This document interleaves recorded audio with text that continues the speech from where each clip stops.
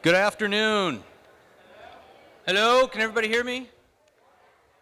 Can everybody see me? I want to make sure I'm not hidden at all here on the stage in front. Good afternoon. Thanks for being here today, everyone. My name is Tim Seidel. If I haven't met you, I'm the Vice President for University Advancement here at Eastern.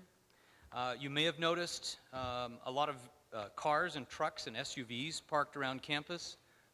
We are going to be using this as a car lot, as a way to drive some revenue over the next couple of years. And both myself and the president, our foundation president, will be happy to negotiate a deal with you on any one of those new vehicles out there in the lot. Actually, they're from our great partners at Legacy Ford and Legacy Dodge, who are sponsoring our opening session activities, and including this welcome back reception we're having right after our session here today. Legacy is a longtime supporter of Eastern and has financially assisted our international programs, scholarship funds, and athletic teams, and they've also provided countless travel vehicles for our teams, our clubs, and other folks connected with the university. This year marks the 7th year of their sponsorship, and they help make all of these activities possible. They're actually run and managed by alumni, people who've attended here, and so they're really wanting to participate with the university. We know that philanthropy is one of the pillars President Insco has promoted in our work, and identifying resources outside of the traditional state funding streams must be one of our top priorities. So their commitment is a great example of what local businesses do to support Eastern in our work. Now, I would like to, thank you.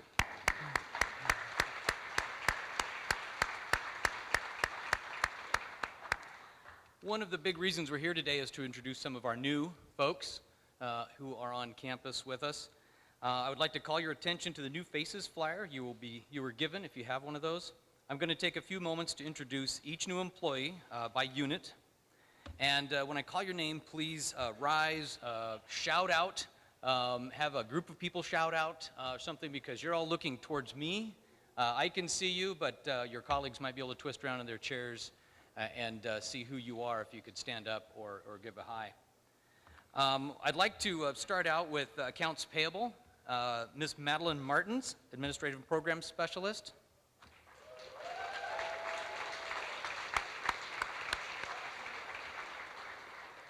In Admissions, Jessica Miller-Sheeks, Office Specialist.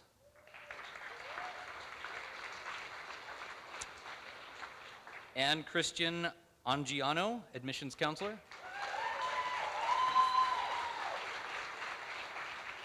In Athletics, I'd like to introduce Kenneth Huber, our head men's basketball coach. Up here. Ian Dexter, our Sports Information Director. Here again.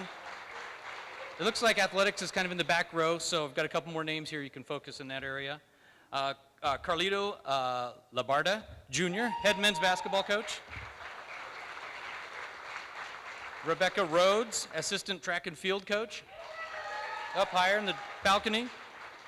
Jacob Plucker, head women's soccer coach and director of intramurals. In the College of Arts, Humanities, and Social Sciences, I'd like to introduce our new dean, Nate Lau. Nate, there he is, right in the center. And Ely Ronick, visiting assistant professor of Spanish. Ely. In the College of Education, I'd like to introduce Evelyn Paredes. Thank you. I will try and make a valiant attempt at all of our names. She's our assessment and accreditation manager. I'd like to also introduce Michelle Russell, visiting fixed-term senior instructor.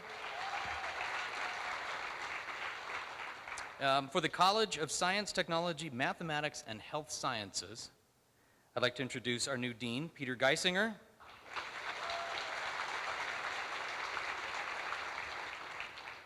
Also like to introduce Spencer Harbor, visiting physical activity and health instructor. Christopher Blair, assistant professor of psychology. Up in the deck. Jan Liansky, visiting assistant professor of mathematics. Syed Zalrasht, Instructor of Mathematics, and Rufang Liu, Instructor of Chemistry. In our facilities area, I'd like to introduce Charles Clark, Custodian. Annie Sekel, also Custodian. Marcy Bartlett, Custodian as well. And Daryl Nobles, Electrician. And last but not least, Ken Landis, Campus Security Officer. Let's see, in our Financial Aid Office, I'd like to introduce Samuel Garcia, Financial Aid Counselor and Literacy Coordinator. And Nikki Osborne, Financial Aid Counselor. In the Office of General Counsel, which should strike fear into all of our hearts, Ms. Ella Malloy is a new Administrative Assistant. Ella? And in Information Technology, Devon Danaski, AV Technician. There's Devon. In the Learning Center, Kaylee Van Akker, Accommodation Specialist.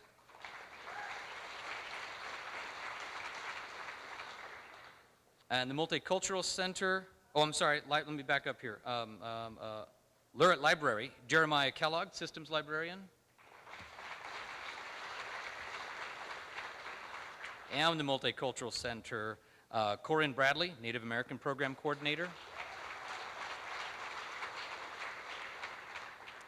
For Regional Outreach and Innovation, I'd like to introduce Mr. David Vandepol, Executive Director of Regional Outreach and Innovation. Christy Finholt, Salem-Portland Regional Advisor, over here. Wendy Sorey, Hermiston Pendleton Regional Advisor. Ashley Armicardi, John Day Regional Advisor. Ashley, there she is. In the Registrar's Office, Lucas Cruz, Banner and Catalog Assistant. And Cassie Gray Jeffries, Office Specialist. In Student Affairs, I would like to introduce Lacey Carpillo, Vice President for Student Affairs. I think that wraps. Are we missing anybody? Anybody show up who was not on the list? All right. We also have with us today several special guests in the audience who we would like to acknowledge. If I could ask them to please stand when I call their names so we can say hello. We have some members of our Governing Board of Trustees here with us this afternoon. David Nelson, Chair of our board.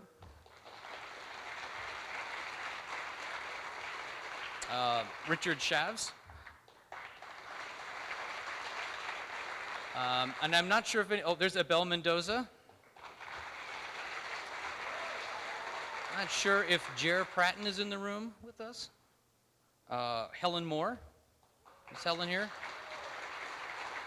And Dr. Linda Jarofsky up in the back. Also with us today is our EOU President, EOU Foundation President Mike Alstock. And our Student Government President, Ms. Daisy Bedoya. And with that, I would like to invite Chair Nelson to say a few words on behalf of the Board of Trustees.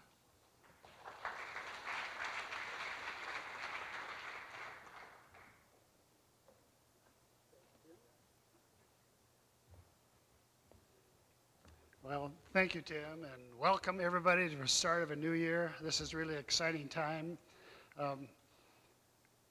My thanks from the Board of Trustees to each and every one of you, whether you're new or whether you've been here for a long time, because we're under a new system of governance for higher education in the state of Oregon. So our board has been in effect 2 years officially, actually 3 years, because they started us 1 year, give us a running start. But we recognize the sacrifices and the tough times and the turmoil that occurred before this new board was organized. You know, from the period of time when, let's see, probably from Phil Crichton when he was president to hiring of our new president, Tom Insco. there were some very difficult times, and I think the faculty bore the brunt of that. But my thanks go out to you because all during that time you did all those things that you were supposed to do. And that was basically produce and develop some critical minds in our students. And that's, I think, really the sole purpose of why we're here. You know, if we didn't have students, there wouldn't be any reason for any of us to be here. We could all be doing our own thing someplace else, and particularly some of our board of trustees, because it's a volunteer group. We have a 15-member board, 14 voting members. The president and President Insco is a member of the board, but he's a non-voting member. We run a committee system. We have 3 strong committees. We have a finance committee, we have a governance committee, and we have a committee on student and academic affairs. Our purpose is to stay at a more strategic level. The state of Oregon has given us statutory authority that we have a responsibility for the success or failure of this institution. And so as part of that, what we do is we hire a president. Because our board of directors is basically spread out from the Idaho border. We have 2 folks from the Treasure Valley, from Haines, Oregon. Belle's from Haines. Cheryl Martin is from North Powder. Go down the list. Richard Shavs is from Baker City. I live in Pendleton. Jared Pratton is in Hermiston. George Mendoza was in Morrill County, but now he's your superintendent of public education. Dixie Land from this area. We have Brad Stevenson from over in the Wallowa County area. So we're spread out geographically. We're very diverse culturally, and we're diverse gender-wise. We have 7 men, 7 women on our board. And we're charged with the success or failure of this institution. But in all honesty, none of us really have the expertise to run the institution. So we hire the president, and we delegate a lot of authority to him, and we do oversight. We've just gone through an evaluation period for him. And the evaluation is coming out very good. And what I have to say is that this university has made tremendous strides in the last 2 years. We've just done tremendous things. The other part of that is we have a lot of work to do. We have a tremendous amount of work to do. We have to continually promote this university. We have to produce these critical thinkers. In fact, the board has 3 main goals, and one is to enroll, to retain, and to graduate critical thinkers. That's our first goal. Second goal is to give you as the faculty members the academic freedom to develop these critical thinkers. And then our third goal is to provide for financial stability. And I think that's one of our big successes in this last 2 years. I think it was 3 years ago or 4 years ago, this university had a negative reserve balance. We didn't have any money, and that caused a lot of angst amongst the faculty, I know that, and amongst the administration too. Now we have almost a $7 million reserve built up. We have to give thanks to President Insco for his managerial ability. We raised tuition, which we didn't really like to do, but that was all part of the situation. And the state of Oregon has come in and given us some extra money, $70 million. And with all those things together, we've been able to create a good, substantial, solid reserve. What the legislature has done to us is created a whole new environment for higher education. And if you want to blame somebody, that happened in 2011, and I was sitting as the Oregon State Senator at that time, and I voted for that change. So if you're angry at that change, you can put all the blame on me. I'll take it all. But it's something that needed to be done because there is a change going on in higher education, not only in Oregon, but throughout the country. And so what we're doing as a board is looking at it as a educational enterprise. And when I talk about enterprise, what I'm talking about is we're in a very competitive market for students. Not only with higher education, other higher education, whether it's community colleges or universities or private schools, but also in the private sector. You have the military that is creating training programs. I had some cataract surgery a couple of weeks ago, and I was talking to a young lady who was one of the technicians and showing me around and getting me all prepared and doing all these things. And she was about 25 years old. She'd been working at Pacific Cataract and Laser in Kennewick for 7 or 8 years. She had been going to community college, Columbia Basin Community College. And they offered her a program. They trained her, paid her while they were training her. Now she's getting a good salary. She's getting benefits, health care, retirement. She's happy. She didn't have to go to school and spend $60,000 to $100,000 in getting an education. I was going to try and argue with her and say, well, you know, there's an intrinsic value to having a degree, to being involved in a higher education situation, but she was happy. So that's fine. She can do that. But that's something that we're competing with that. And there's a trend out there evidently that the general public now is questioning the value of a higher education. And is it really worthwhile for them to send their children and spend 60 to 100, maybe more money on education? And so that's one of the issues that we have to look at. And from the board's viewpoint, I look at it, there's external forces and there's internal forces. And internal forces is the faculty and the students and administration and things that are going on the campus. The external factor is the thing that I worry about more, and that's, you know, competition from other universities or just from the private business. We have to deal with the legislature. If you don't think that that's a crucial point, we get about half of our funding from the kindness and the generosity of the legislature, and they were good to us this year. We get the other half basically from students, a lot of the student loans. So we have a $40 million budget, and so we have to tend to those particular things. And if you don't think there's politics involved in this, that's the other part of it. We have a competitive marketplace that we're dealing with significant political overtones. And many of our board members have gone to Salem and lobbied. And if any of you feel the need to want to go down to Salem and lobby, we're more than happy to accept you, because it's a very time-consuming thing. We have to continually educate legislators. And 2 stories that I can tell you, actually 3 stories. When we had a meeting this last year during the long session, there was the 7 chairs of the various regional universities and 6 of the presidents. We had the Speaker of the House, Tina Kotek, came into our room and she said, you know, higher education isn't one of our priorities.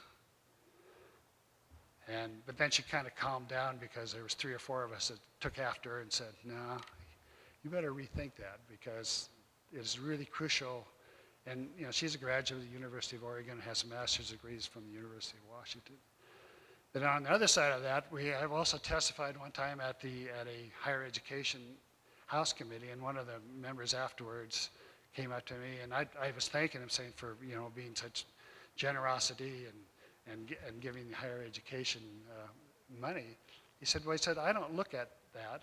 He was a Republican too, I should say that. He said, I don't look at higher education as me being a donor. I look at higher education as a shareholder. What are you producing, and what are your prospects for the future? So when we're dealing with politicians, you've got this whole spectrum of what's going on. And I have to admit that it's somewhat of a game we play. I served in the Oregon legislature for 16 years.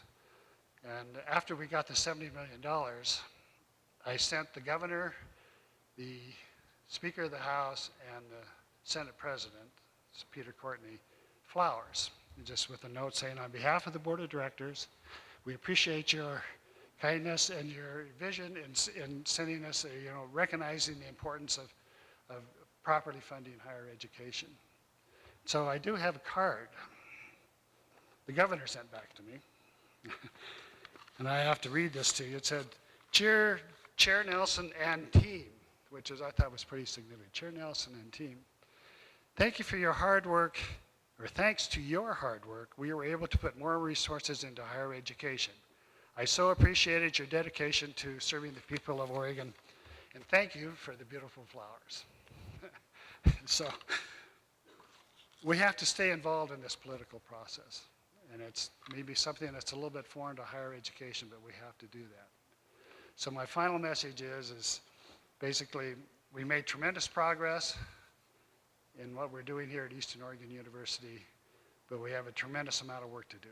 And I appreciate the things that you folks do, and we do value your contribution. And anytime that we can be of any help to you, please contact us. Thank you.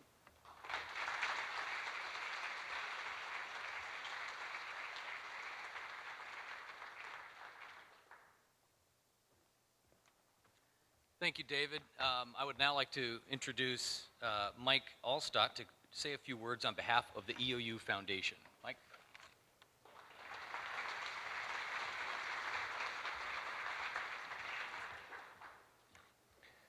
Well, good afternoon, everyone, and congratulations on the start of a new academic year at Eastern.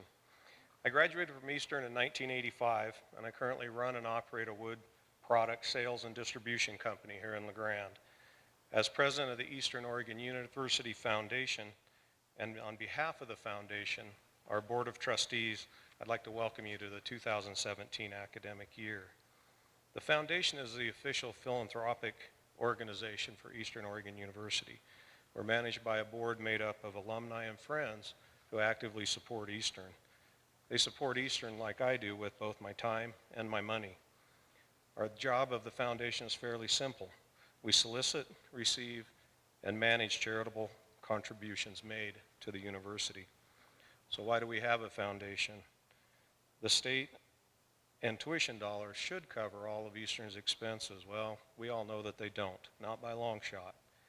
People give to the foundation in support of students, the arts, athletics, and faculty. Each year, those dollars make up a significant portion of Eastern's budget.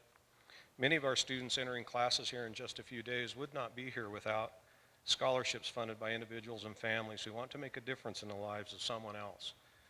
Over the next few months, the foundation will provide in excess of $650,000 in private scholarship awards to students at EOU.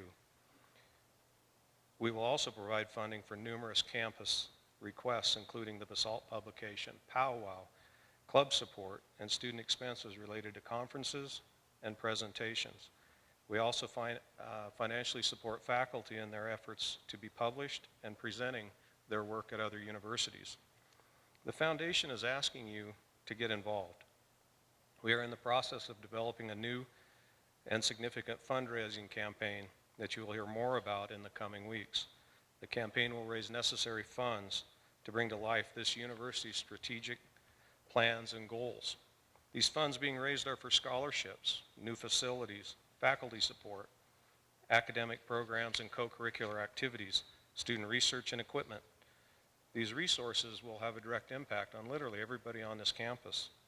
We are asking many people, organizations, and corporations, both within our geographic area and wherever we can find them, to become involved and invest in the future of this university.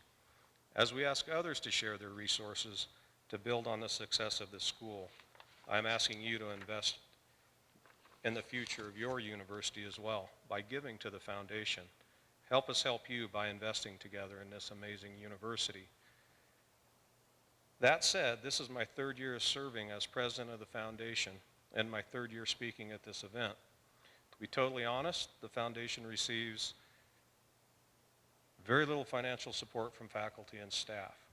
I hope this is a year that changes. For instance, if just 100 people on this campus agreed to give just $20 a month, fully tax deductible, we can scholarship another 12 students next year, just from that alone. They may be students that are in your program, so I would just encourage you all to get involved. You can give at different levels and in support of whatever program you choose. A simple payroll deduction form takes care of it very simply and easily. I can't stress enough what it means to us as foundation board members to have faculty and staff involved in the giving as well. We have forms here today in advance and in the advancement office and in Low Hall if you'd like to make that decision. No amount is too big and no amount is too small. As always, if you have any questions about foundation business or giving to the foundation or our work, please feel free to contact anyone in the advancement office and in Low Hall. They're on the second floor, and we're also available on the website, EOU website. So I'd like to thank you again. This is a fantastic university. I love it. I'm dedicated to it, like all of the foundation board members, trustees, and donors are. We believe in you. You put out a great product. I also want to say we don't get to hear the student stories very often. Those of us that give on a regular basis, we might get to hear a student tell their story at the Tea and Trumpets presentation or some other event where we get 5 minutes of hearing a story how our gifts made a difference. That if we hadn't given to that student from Ontario or Hermiston or wherever, they weren't going to go to college, but they got a foundation gift and they realized that, wow, maybe this can happen. Maybe I can be the first in my family to go to college. And I'm a bit jealous because you guys get to work with these kids. We just get a taste of where they've been and where they're going. But you guys get to see them and work with them all the time. So I just encourage you to join us in supporting what we believe in. We love this university. We love what you do. You put out great kids, or great adults. Forgive me for calling them kids. Love you. Thank you. And support your foundation. Thank you.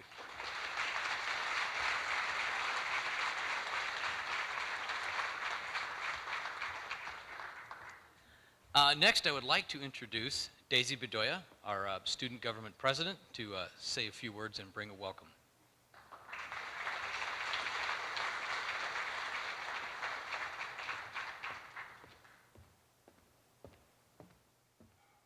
I'll get there eventually. Good afternoon, everyone. My name is Daisy Bedoya, the 2017-2018 Student Body President. Before I start talking what ASU will be working on this year, I would like to take this opportunity to acknowledge the severe events that occurred this summer. Please join me in taking a moment of silence for all of those lives that were affected by these events.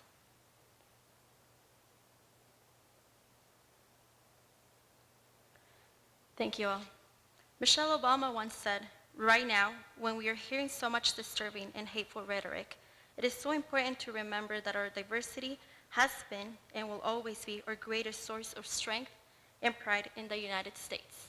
And I believe it should also be here at EOU. I want to thank you all for being here today and would like to welcome you back, as well as welcome all of our new faculty and staff members. I am glad you are here to help EOU become the educational, cultural, economic engine of Eastern Oregon. Through high-quality education and programs that prepare students to become successful after they graduate. As incoming student body president in June, I was fortunate enough to go to a national conference in Washington, D.C., where I met many other student body presidents across the nation. Now we've become a supportive system. We actually have a Facebook page, and whenever we need help, we lean on each other. And I believe that it's what EOU should be doing. When I was there, I went through a couple days of workshops.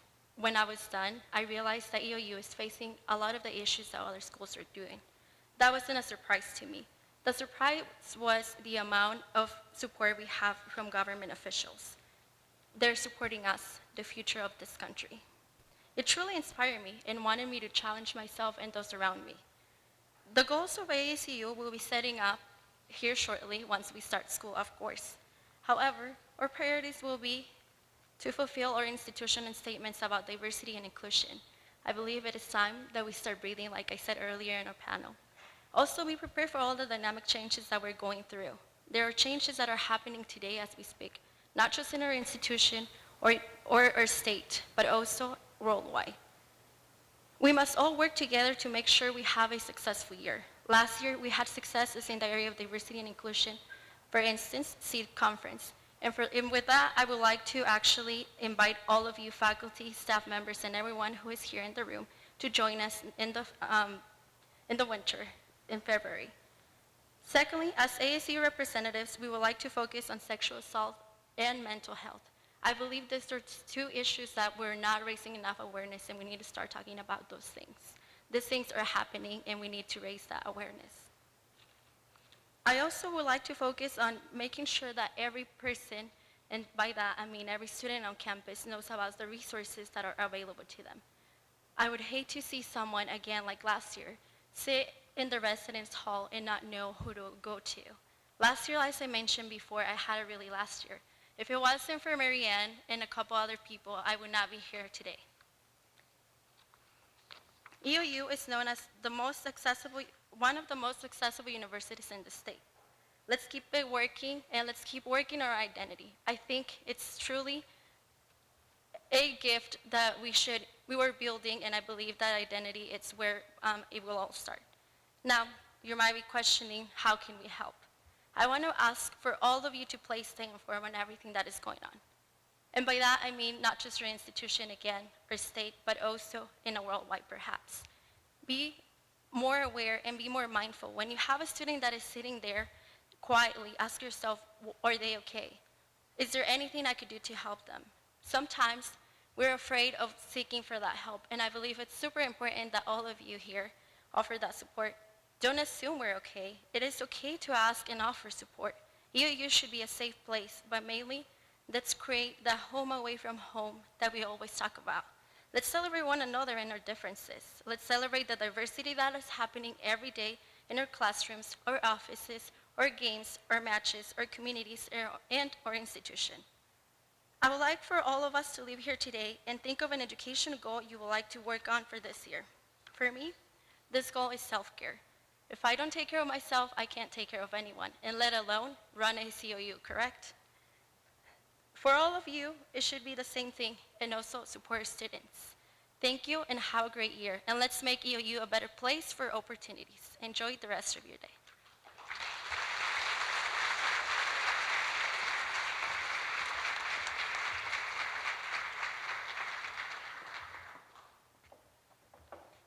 Next up, I would like to introduce President Tom Insco to provide a little welcome for us. Thanks. Well, thank you, everyone. How's everybody doing today? Good.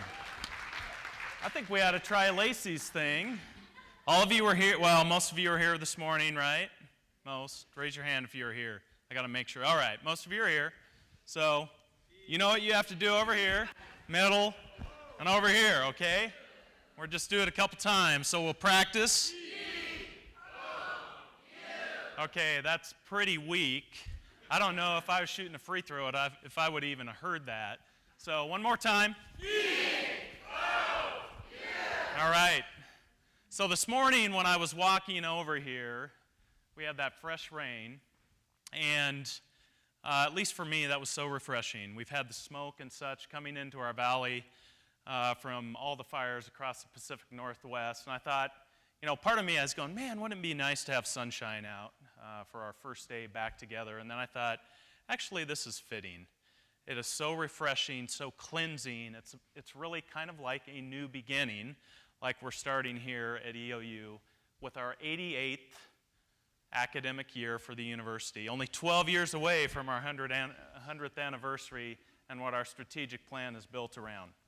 So I know that I stand between you and some adult beverages and some good food, so bear with me. But before I start into my comments, I want to throw a shout out to Heather. Heather makes my life turn. She keeps me grounded and focused in the right areas, and she's done a lot of work behind the scenes for this, and so thank you, Heather, wherever you are, for your work.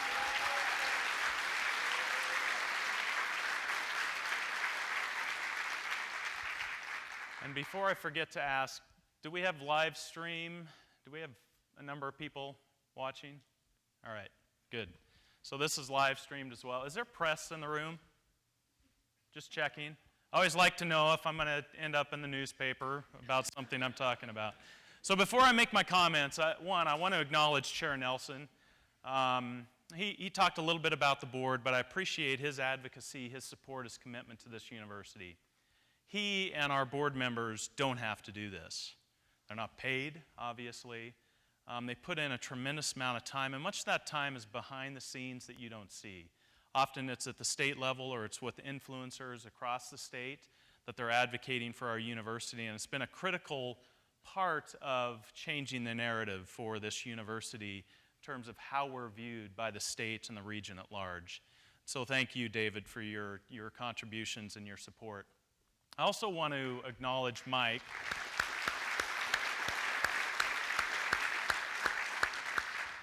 I want to acknowledge Mike Alstock for his leadership these last 3 years of the foundation. He really advocated for all of us to get involved. I've been participating since the day I graduated from William & Mary with my graduate degree and got my first job. And it's because I benefited so greatly from scholarships. And the foundation has been instrumental in supporting our students in so many ways, but primarily through financial support. And one thing I think we all know is we have a high-need student body at Eastern Oregon University. I'm proud of that. But we pulled the stats recently, and Eastern has 1.7 times the number of Pell-eligible students on average relative to the other 6 institution averages. So we have an important mission for this region, this state, and the foundation helps us really serve that niche of student. And I referenced it last year, but I'm going to again. When The Economist said that we were one of the best, we're number 2 in the state of Oregon and number 3 in the whole Pacific Northwest in terms of value. Think about that in terms of the challenges of serving a high-need student body and returning the kind of value that EOU returns. I'm proud of that, and I'm proud of the fact that the foundation provides support for us to do that. So thank you, Mike, for your last 3 years as president.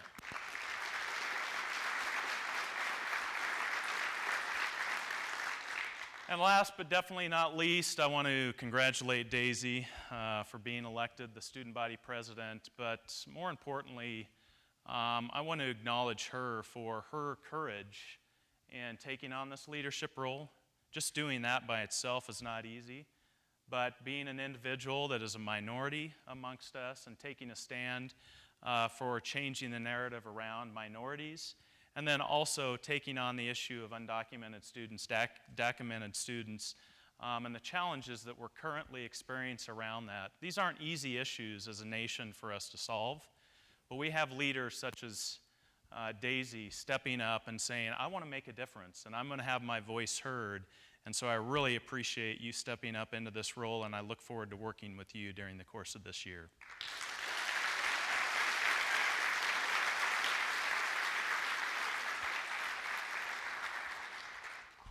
So I almost pushed us forward, but Heather and I were almost always on. So last year at the start of my speech, I guess you could say, I started with a slide similar to this, and you can pretty much count on this almost every year, because I want us to remember where we ended the prior year, academic year, and why we're here. Chair Nelson mentioned it, and we listened this morning to a panel of students talking about their experience that they're currently having here at Eastern Oregon. And we're really here being partners in discovery with these students as they create their pathway to possibility, whatever that may be. What a fun job we have.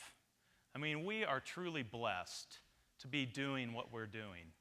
And you all do it so well, as you heard today, and you hear, and I hear when I talk to students. So we've got to continue to build on that, but we had a wonderful time at commencement. A couple of these photos are actually the year prior, so bear with me. But we're here really to serve students. And what I also liked about our commencement this last year is we were able to have Congressman David Panuelo join us from the Federated States of Micronesia. And Congressman Panuelo is an alum. So here we got to hear about an individual that back in the 80s experienced what greatness EOU had to offer that made him who he is today. The other reason I liked having David here with us was it highlighted the diversity and the historical diversity that EOU brings to Oregon and brings to this community.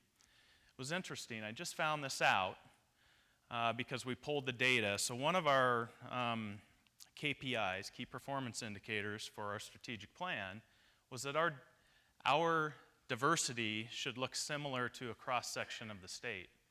So I had our IR department, Holly Chasen, pull information on that. And guess what? Only 14% of the residents of the state of Oregon are people of color. I was surprised by that. Guess what percent of students at EOU are people of color, or at least identify as people of color? Any guesses? 18? Pretty close. We hit 20% this year. I'd say it's been a long time since we've been anywhere close to that, and so we're making progress in that. I remember when I first lived in La Grande, and Emily and I were leaving to go to work at the corporate office in Boise, and one of the few reasons we were excited about that was we thought, you know what, we're going to go to a community with more diversity than La Grande, because we wanted our children to experience that. I think we all recognize the value of that. And what was interesting is we looked up Boise, and it was, I think, 6% people of color. At that time, this was a few years ago. Anyhow, the point being is we do contribute a lot, but as Chair Nelson has said, and as we've heard from our students, there's tremendous opportunity for us to continue to develop that. And having David Penuello here was a way to highlight that. And lastly, what I loved about David being here was he demonstrated the global reach of what you do when you educate these young people. We truly impact the world. And I look forward as we go forward collectively as a team to see how much more we can impact the world. Not just this community, not just this state, not just this region, but literally the world. So rather than me yammering on and talking some more about some of the great accomplishments of the last year, Chris Jennings, who does fantastic work for us, helped us pull together a highlight slide montage, if you will. So we're going to take about 10 minutes. And some of these are a bit wordy, but I think you can scan through them quickly. We've accomplished so much in the last year, and I want to take just a few minutes to reflect back on that. Oh. You got it.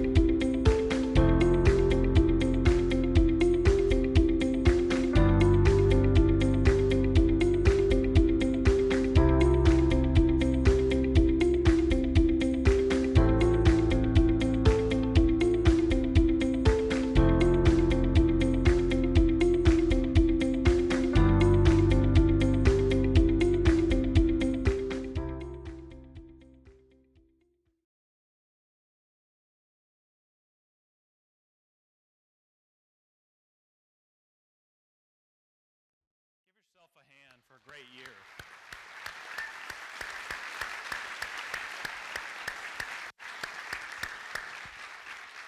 Obviously, there was a lot more that was accomplished.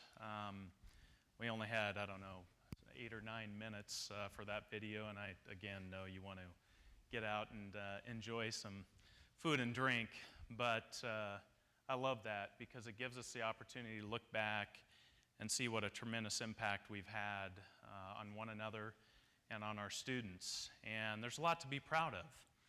As we talk about where we're going strategically, I think it's important not to forget we've done some great things already, even though our focus is on how can we get better going forward.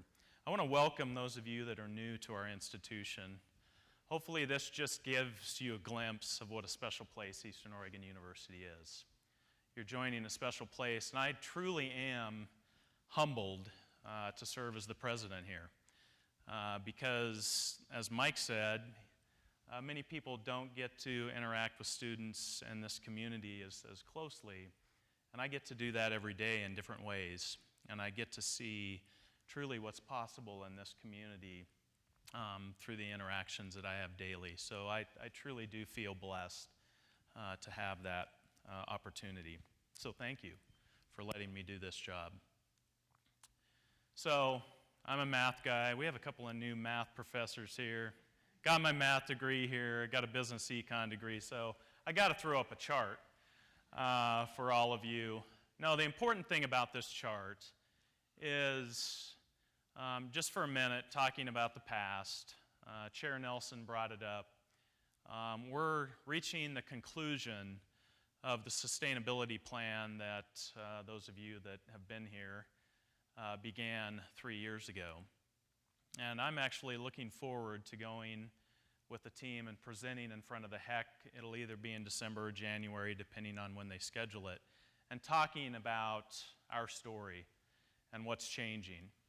What this graph reflects is the fund balance or reserve account that Chair Nelson referenced, and the blue line is what the amount is. The red is, if you're in that red zone, you need to be thinking about what do we need to do to move the trajectory up. And the green bar is for me and the board, essentially a target, and that's about 15%. That's still not a lot of money when we don't have other reserves. And we can have things that pop up, an air conditioning system going out that'll cost us $500,000.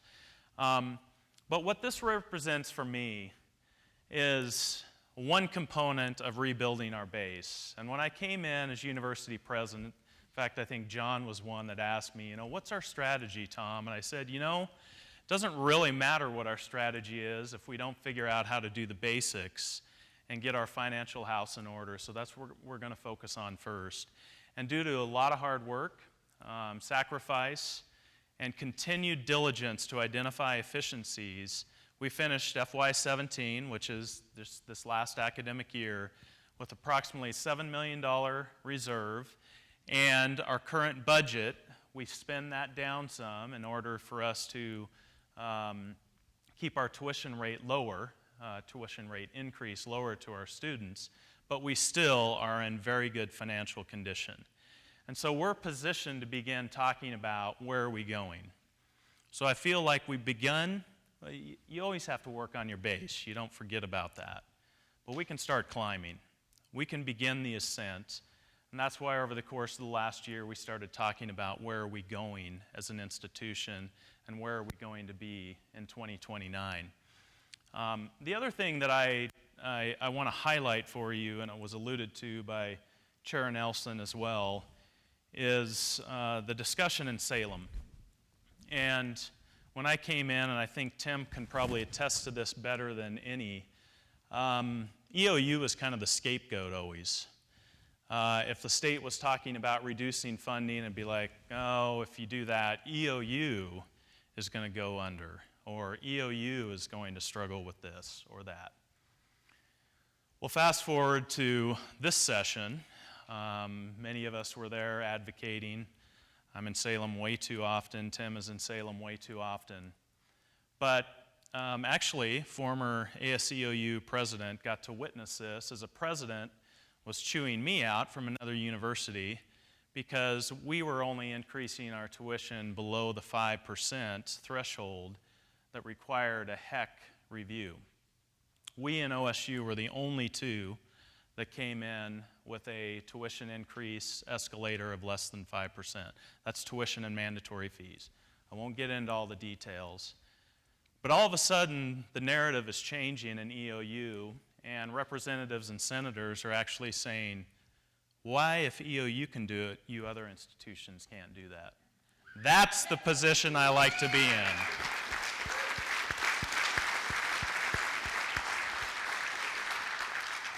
That's not easy, but that's what I'm committed to doing as we go forward, because at the end of the day, I don't want our faculty and staff worrying if they're going to have a paycheck next month, if they're going to have a job. What I want you worrying about is serving our students. That's why we're here. That takes tough decisions. It takes diligence in our efforts. But ultimately, where you guys are really good, where all of you are really good, is teaching our students and getting into deep relationships with our students so that we can continue to create a unique experience that we can sell as a university. The other thing that this is doing, as I said, is we can start embarking on our strategy, but also it's allowing us right now to begin to start making some strategic investments. So we're investing more money in marketing. I think you heard this morning, I think it was Nicole, who said EOU is a diamond in the rough. You've probably heard from me we're the best kept secret in Oregon. I'm tired of that. I don't want to be referred to as a diamond in a rough. I want to be referred to as a diamond, especially by 2029, but even before then. And so we're investing in marketing. We're investing some in additional student support services, such as advising. We're investing in regional outreach and innovation, where we've seen the most struggle in terms of our enrollment and our service to those students because of disinvestment. We're investing in security at this campus because there were some cutbacks during sustainability there as well. We're beginning to do targeted investments, and that's what occurs in this budget. And because of the hard work people have put in, we're able to start doing that, so thank you. So I'm going to shift gears, and you've seen this a few times now today. And hopefully, seeing it now, you realize how important I think this is in terms of us being intentional about our values. Out in the foyer, when we get together, you'll see a number of posters that you can select from. We have a card, a little card that you can either put in your coat pocket. I don't think it'll fit in a wallet. It'll fit in a purse. Or places like that. And what we have are our values and principles.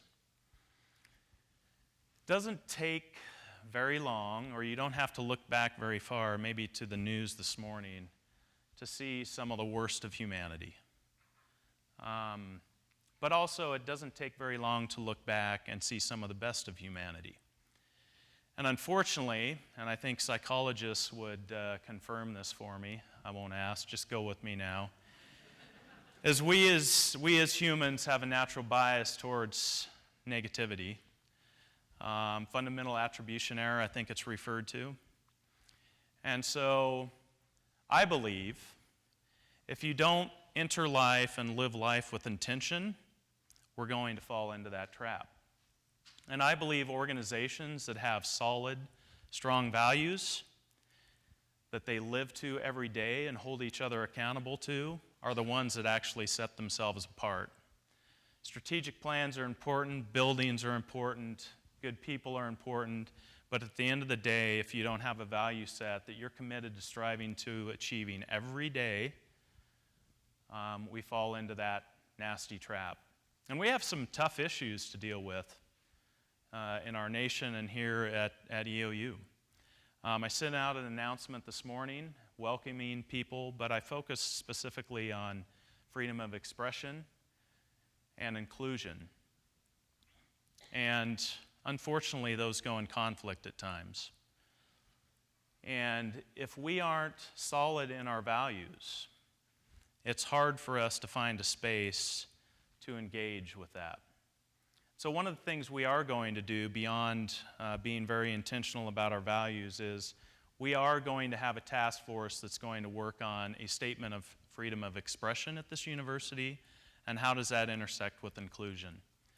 Because one of the cornerstones of our nation and our democracy is freedom of expression, and in fact, that's why the civil rights movement was able to flourish and ultimately achieve what it did in recent decades.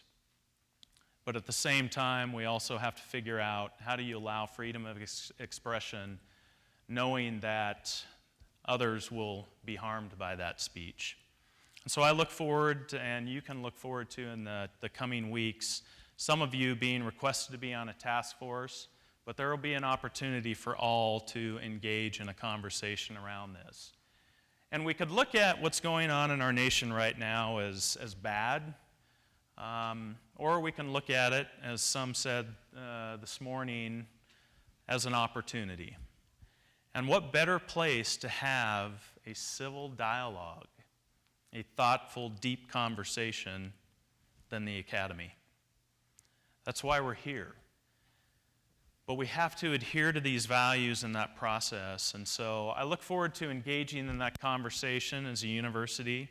And I look forward to engaging with all of you in these values. Now, one thing that occurred to me as we were listening this morning to our student panel, which was fantastic, by the way, at least from my perspective, I felt a bit overwhelmed.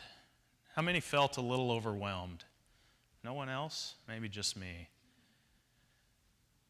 Because they talked about that relationship and being present. And I have a slide, and I talk about it with my leadership team. What matters in leadership? Everything. We don't get the liberty of having a bad day because we're always in interaction with our students and one another. But what I can tell you is we're human and we will, right? I know I will. I may get up every day and I may have this posted on my mirror as I get ready so that I fully intend on living to these values and being altruism, civility, discovery, quality, interdependence, integrity. But I have demons like everyone else. I know every one of you has a demon or two. We have other things going on in our life. And the opportunity that we have, and why I say together it's possible, one of the many reasons, is because that's when we can lift each other up. When I'm having a day, I hope you'll lift me up. One, I hope you hold me accountable to live these values, but also be there to help me out, knowing that maybe something's going on that others don't know about. And I'm committed to doing that with you too. And if we're collectively doing that, our ability to engage our students in deep relationships is going to be magnified significantly relative to where we are today. And it all goes back to living to these values with intention. So the other thing that I want to make sure every time we get together at Convocation when we start, how many of you have read the mission since I put it up a year ago? All right, good. Thank you. Maybe I don't have to do this. Maybe you're better than some that I've experienced. Take the time to read our mission. Unfortunately, in most organizations, when you develop the values, when you put a mission statement together, when you develop a strategic plan, you have a lot of pomp and circumstance around it, you put it on the shelf. I think we've all have experienced that. I've heard that from many of you. We need to keep these alive. We need to keep talking about these things. So take the time to read through our mission statement yet again as we embark on this new academic year. So another transition and one more graph. You've seen this before. I think you saw it last year at Convocation. But we embarked on the development of the strategic framework. We used our mission as a launch point for that. We had lots of conversations, but this was another component of how we developed our strategic framework. And I want to continue to bring us back to this because it's really focused on answering the question around two things. What is it, or who says they have a fulfilling career and a great life. In other words, they're prepared for life. And back to the Gallup Purdue, 3 years ago, I think it was maybe it was 3.5 years ago, they engaged in a very comprehensive survey of bachelor's degree holders. And what they found are these 6 elements. I won't read them again. I hope you will.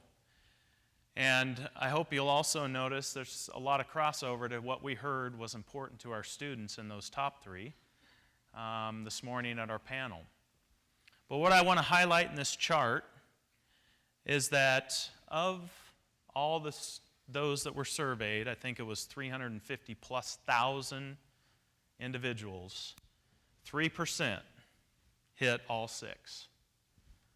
Higher education's missing the mark right here. Only 3%. That gold bar, yes, it is gold, it's not brown. That's literally off our logo. That gold bar represents the percent that actually said, within that group, that actually said they had a fulfilling career and a great life. So if you hit all 6, 85% of those individuals said they had that. What else do we want in life? Right? I can't think of anything. A great life, being prepared for life, and having a great job, being able to provide for myself and my family and those types of things. And so with this in mind, I want to give a shout out to MJ Heather, who led the University Council last year, Holly Chasen, who helped with the SPOC, the subcommittee that really did a lot of the legwork behind the scenes in developing our strategic framework that our Board of Trustees accepted and approved in our May meeting just last May. I think it's great that if you look across our campus down the center where we're doing the work right now, that's the view you have, essentially. It's not quite that open, obviously. But we look at Mount Emily. I love that we're mountaineers. I love the visual, at least that I get, when I think about the ascent. It takes a tremendous amount of work to climb that mountain. There's a lot of blood, sweat, and tears.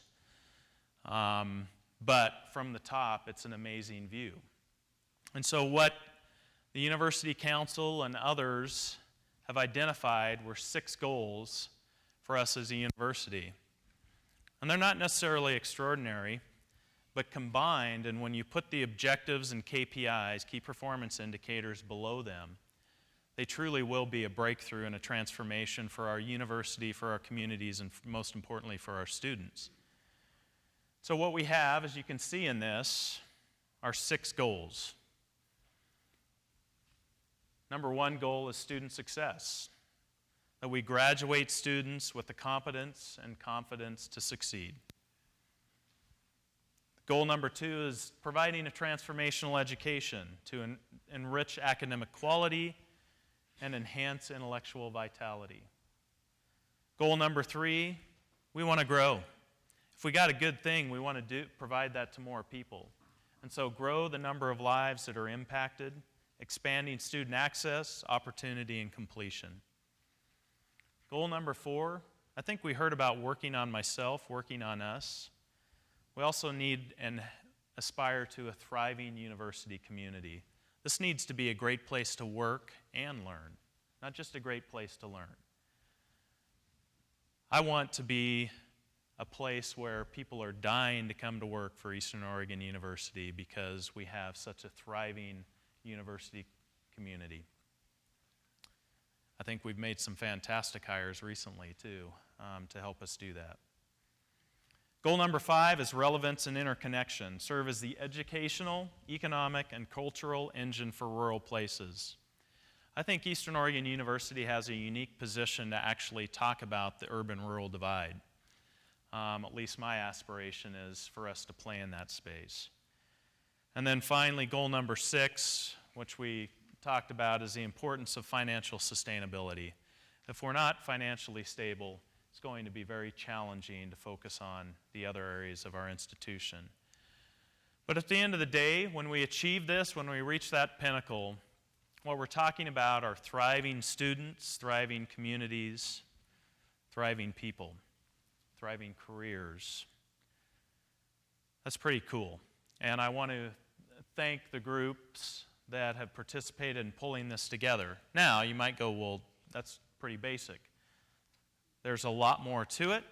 And what you can expect during the course of this year is continued rollout and development. One, I'll give you a shout out for the chat rooms. That'll be an opportunity to engage in questions and conversation. The next one's October 8th. Is that correct? October 8th. And you'll see more and more, similar to our values and principles, you'll see more and more paperwork on it. And more importantly, what we're going to engage in as a community is we're going to be transitioning from the what to the how. 2 weeks, I can't even remember when we just had leadership training for the staff. I think it was last week. I led a 4-hour training session, and I asked, in the whole list of KPIs and objectives and such of our strategic plan, I said, does this look like a pipe dream? And for many it does. And I understand why, because when you put them all together, it truly would be transformational. Which ultimately leads me back to how I want to conclude and why I say together it's possible. Because I don't know how we're going to accomplish our strategic plan, me as an individual. But I know we have in our community the ability to do it. And if we aspire every day to our values and principles and we engage in a different way, we truly will have breakthroughs. And we're going to look back in 2029 at the strategic framework, and I will be surprised if we don't go, wow, that was easy and we attained that strategic framework, those KPIs, much sooner than we anticipated. Because collectively, I know what we have in our strategic framework is possible. So with that, I think this tells it all. I think this was 2 years ago, one of our graduates. I ended last year with this as well. But I think you can probably all read that. The dreams that you dare to dream really do come true. And if we believe, I truly believe this, and I believe it, if we believe we can accomplish what we have in our strategic framework, that you'll get much more information in the future on, dreams will come true. And I look forward to celebrating that in 2029 with all of you. So thank you on a great year last year. Welcome for this year. I hope you have great energy. I look forward to working with all of you. I look forward to seeing what we're going to accomplish just in this next year, because together it truly is possible. Now, I don't need an applause. So now, I hope you'll join all of us out in the foyer. We have food. We do have beer and wine and other beverages. And continue what I actually experienced when I walked in this morning, just a wonderful energy and buzz, being in community with one another as we talk about the students showing up this next week for classes. So join us out there, and again, I want to throw a shout out to Legacy Ford and Legacy Dodge for helping us make this possible.